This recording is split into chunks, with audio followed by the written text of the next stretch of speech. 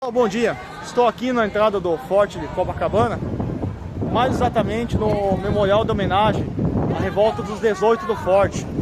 Lembrando que é o contexto do Brasil República, 1889 a 1930, até a Revolução de 30 de Getúlio Vargas. Um contexto em que não havia educação para todos, o direito a voto era cerceado, somente homens podiam votar, alfabetizados. Um governo conhecido como República Oligarca, governo dos coronéis, um governo que atendia somente as elites do Brasil. E nesse contexto, alguns jovens militares do Exército, descontentes com a situação política e econômica, pegaram armas para reagir, num movimento que ficou conhecido como Revolta dos 18 do Forte de Copacabana, em julho de 1922. E depois, a Segunda Revolução Tenentista, em julho de 1924, que se tornou na cidade de São Paulo, e depois foi para o oeste do Paraná. Estou aqui com o Soldado John, que vai contar um pouquinho dessa história aqui para nós. Soldado John, por favor. Então, sobre a revolta do Forte, ela ocorreu justamente, como o senhor havia mencionado, por conta desse descontentamento com o governo de Cássio Pessoa na época. Muitos oficiais, jovens oficiais, não estavam nem sequer recebendo salário por conta disso. Foi então que, com um ato de coragem, eles decidem se reunir e uma noite antes do confronto, eles decidem dar os seguintes acordos, né? Que diz o seguinte: quem quisesse recuar poderia e não haveria tanta punições tão severas.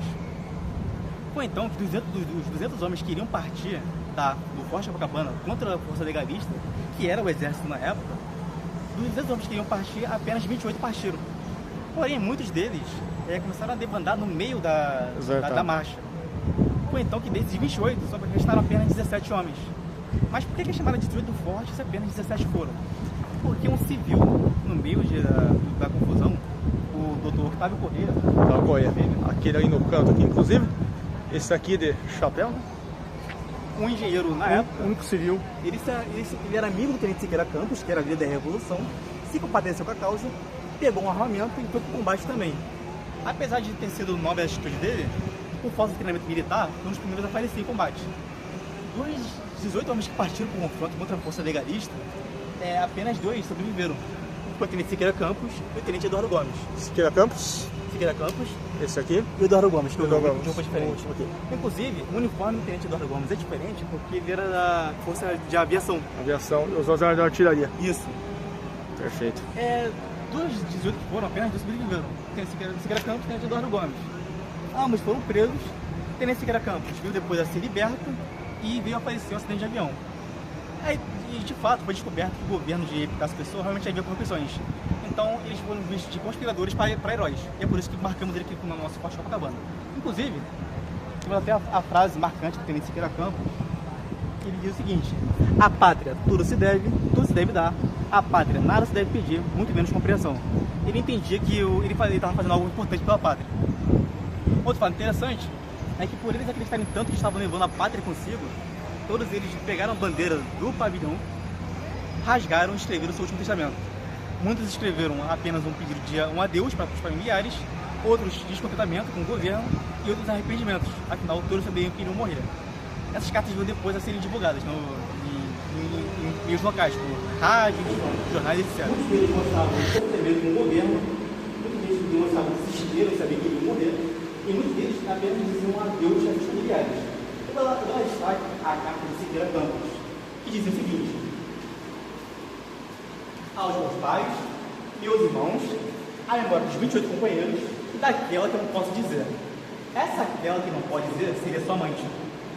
Todos eles acreditavam que iriam morrer em combate.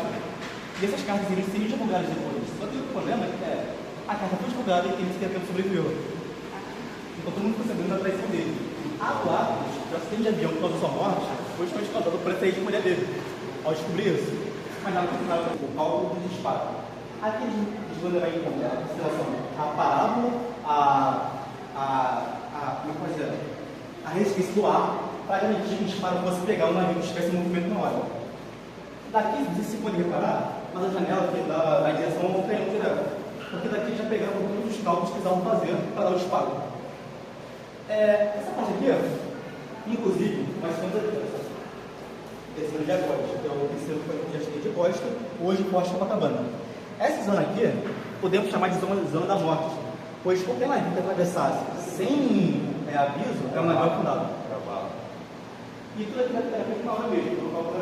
Estamos na parte de cima do Forte de Copacabana. Esse tem um canhão 305mm gigantesco, foi desativado. É utilizado para defesa da costa brasileira. Aqueles navios atuais, se esse canhão estivesse ativo atualmente, aqueles navios seriam um alvo fácil desse canhão aí. Seriam facilmente destruídos. Só pra você ter uma ideia do poder de fogo disso aqui. É o fundo da praia de Copacabana, Pão de Açúcar e algumas ilhas.